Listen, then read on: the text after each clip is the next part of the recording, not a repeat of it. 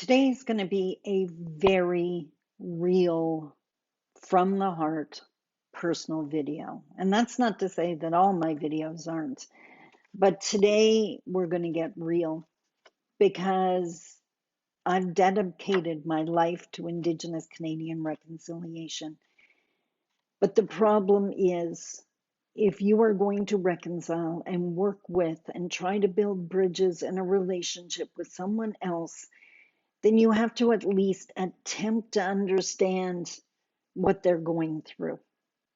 If your partner was hurting, you would try to understand and you would try to imagine how hard it would be to go through. And no, you're not going to tell them what you would do because that's what you would do, and that's not what they're going to do.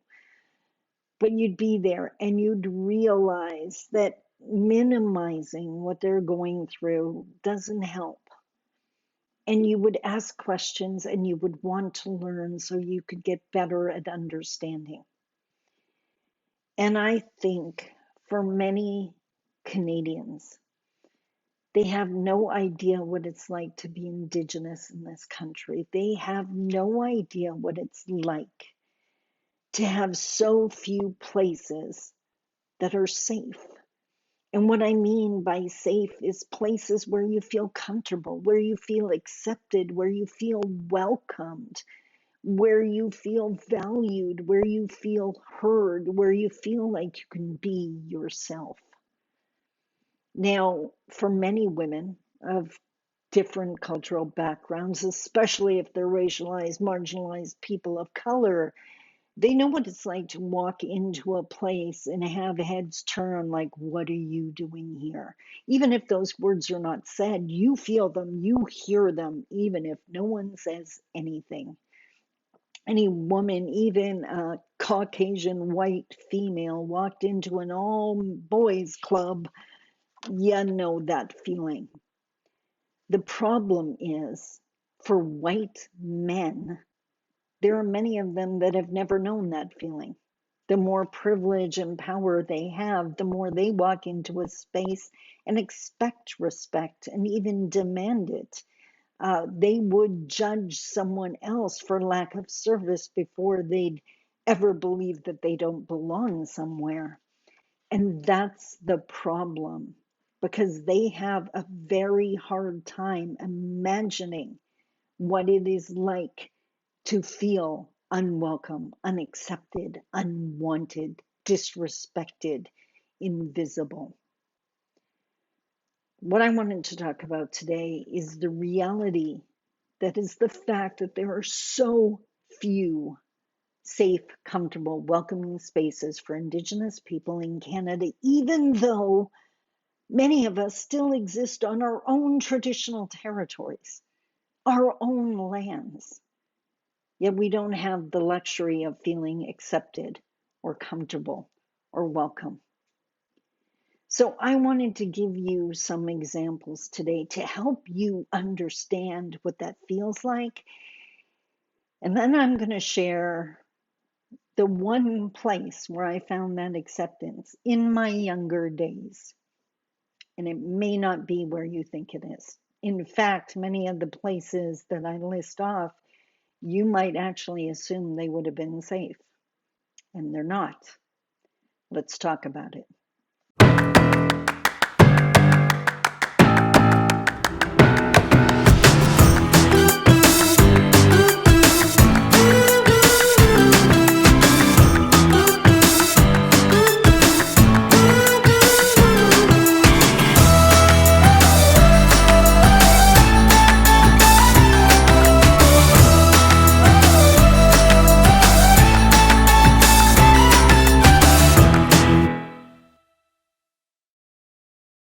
Bonjour. Mishko Paganon Quain Adishnakas Mangdodem. Hi, everybody. My name is Sandy Boucher. I'm Red Thunderbolt Woman of the Loon Clan, a proud member of Seine River First Nation in Treaty 3 territory in Northern Ontario. And first off, I'm going to apologize for the microphone. I tend to like to keep it way more hidden, but when I have it turned the other way, it disconnects. And I shot 3 different videos that I then discovered didn't have sound. Anyways, today we are talking about the fact that there are so few safe spaces for Indigenous people in Canada. And I don't just mean safe from physical harm or attack of any kind, verbal, physical, whatever the case may be. I'm talking about the places where we can be us.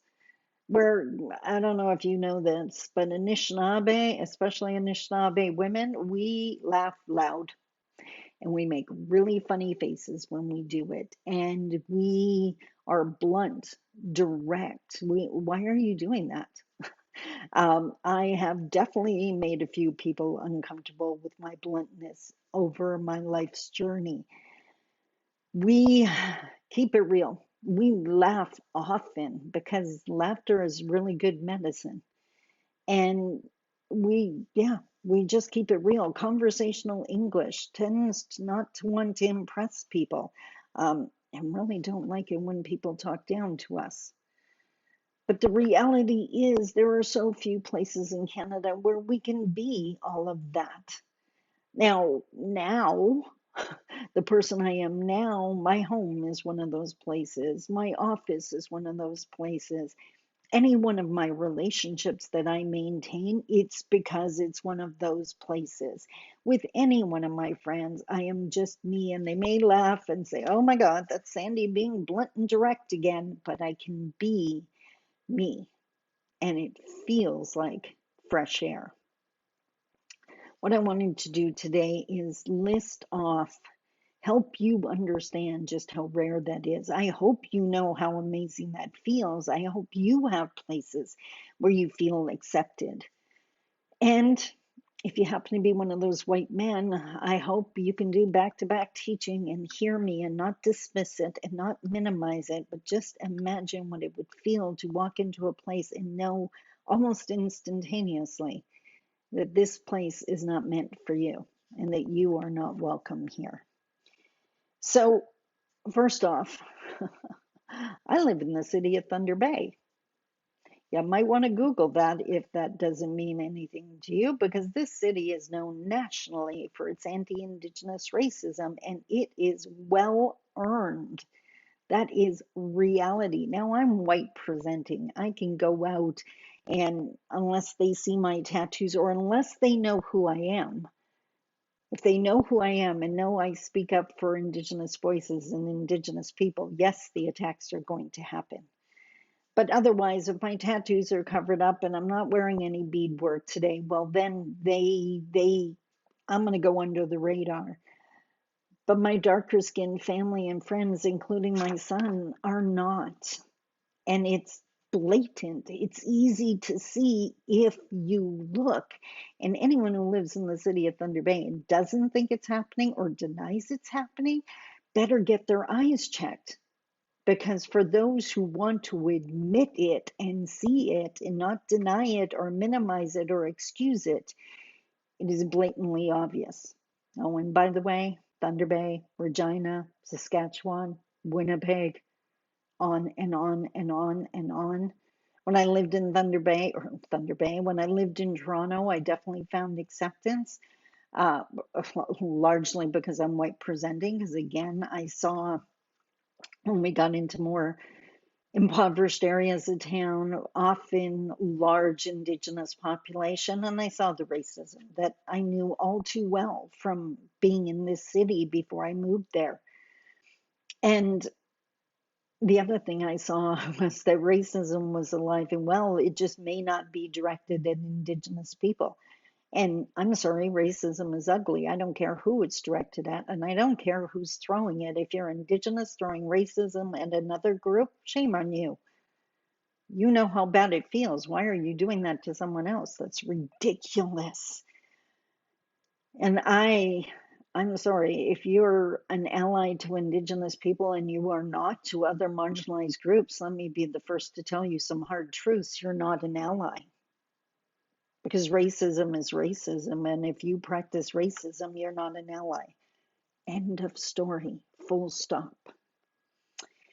Another one, for many Indigenous people, school is not that safe space. Whether we're talking elementary level, high school, college, university, Either they're centered out and bullied for being Indigenous. I know the hell my son went through for wanting to have his hair long, absolutely ridiculous. Or, like, I mean, if I hear one more case of an Indigenous student being centered out by their teacher to explain some Indigenous history or an Indigenous worldview, further centering out that child, that's ridiculous. And I hope if there's any teachers watching that you get that. And it never seems to go anywhere. I know parents and grandparents that have gone to the school and complained, and there's always excuses that they're a really good teacher and they've been here forever, and I'm certain they didn't mean anything. Irrelevant. Intent is not needed to cause harm. Can we get that on a billboard or t-shirts? Intent is not needed to cause harm, and that kind of action causes harm. Next. Okay, truth. You would think that our Indigenous agencies would be safe spaces, and most of the time they're not. If you watched any of my videos on the evolution of the marginalized, and you can go back in my videos, I'll try to put a clip here. That is where that's stage 3. There's so much lateral violence. There's bullying, there's gossiping there. Who do they think they are? Baloney. To have a healthy community or a healthy work environment, you need healthy people. And unfortunately, what I'm seeing now from some Indigenous people, they are demanding or expecting that our agencies are healthy, and I don't understand why. At what point was this group of Indigenous people given all the time and supports they need to heal?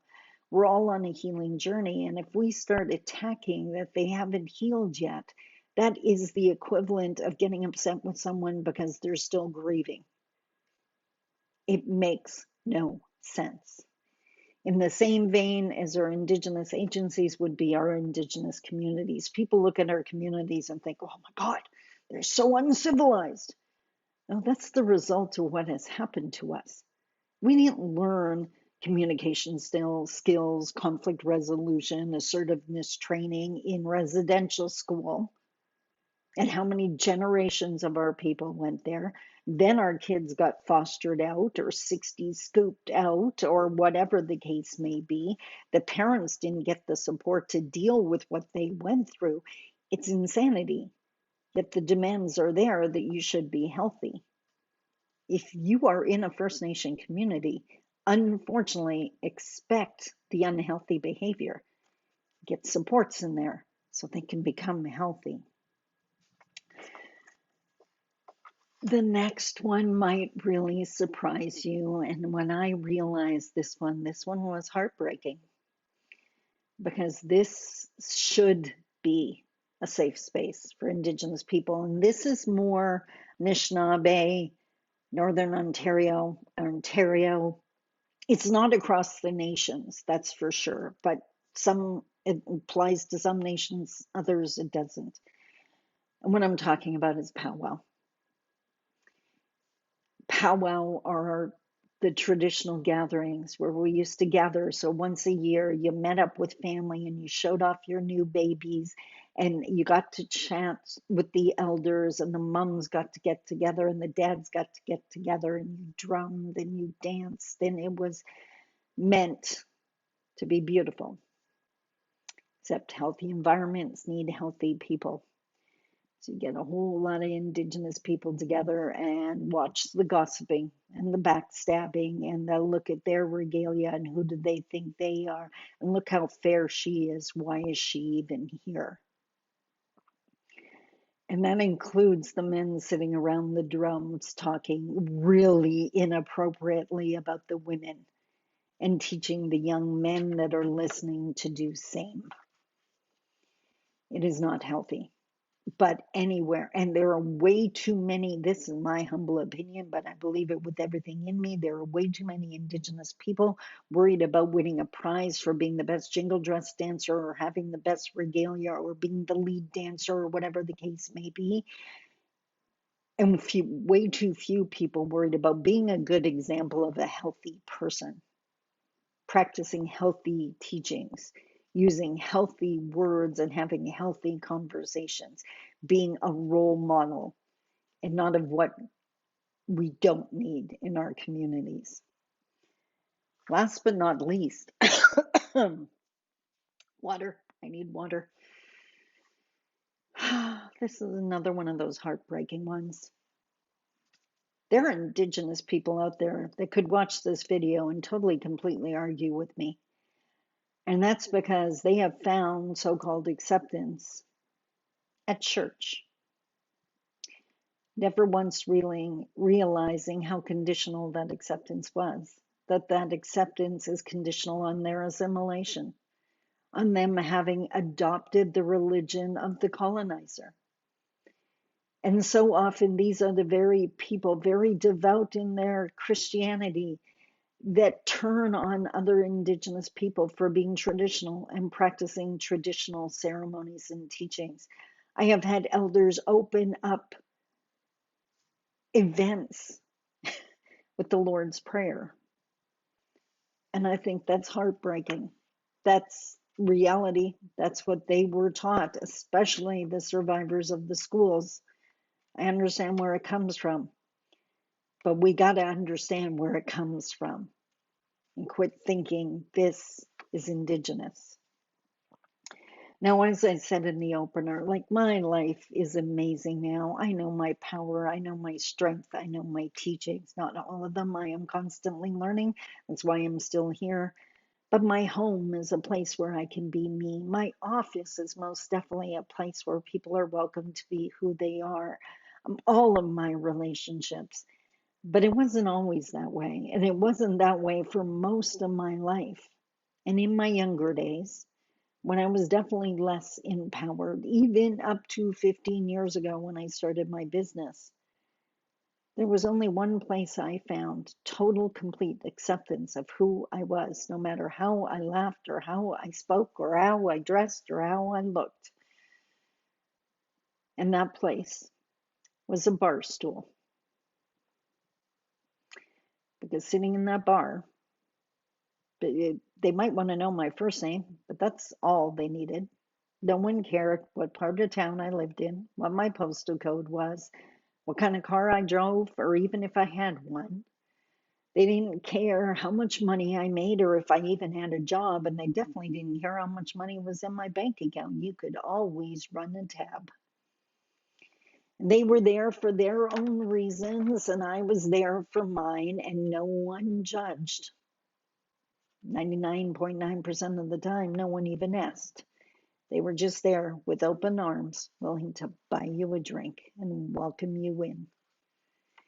And that's where I was in the first year I started my business, when I was terrified of starving to death. And would I ever be able to do this? And am I gutsy enough to share my truth? And would people listen? And could I make a living doing this? And there were times, more often than I care to count or admit, that I would lose myself in that bar with my girlfriend sitting beside me, always willing to join me. And the acceptance was intoxicating. And I use that word on purpose. So, for all of those people we love to judge for what they consume or the condition they're in, maybe try walking a mile in their moccasins. Maybe ask yourself what they're escaping. Maybe ask yourself, is there any other way and any other place they can find acceptance? Because if you really heard my message today, you'd realize that depending on where they are, there might not be. We can do better. Indigenous people deserve safe, welcoming places on Indigenous lands. In Canada, you are Indigenous lands. Until next time, I love you. Take care. Bye-bye.